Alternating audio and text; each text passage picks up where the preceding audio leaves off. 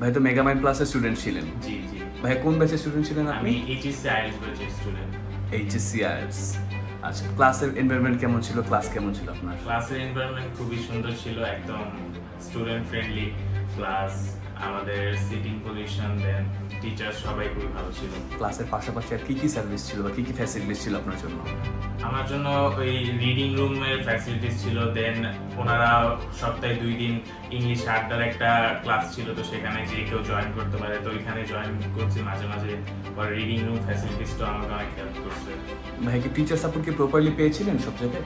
হ্যাঁ, আমি বলতে গেলে টিচার সাপোর্ট নিয়ে 100% স্যাটিসফাইড। আমার কোর্স শেষ হওয়ার পরও যখনই আমার কোনো সমস্যা হয়েছে, টিচারকে ফোন দিলে teacher as soon as possible response করছে।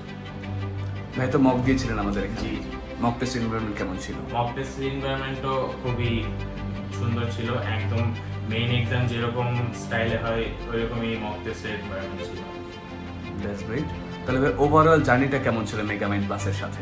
ওভারঅল জার্নিটা বলতে গেলে 5 স্টার।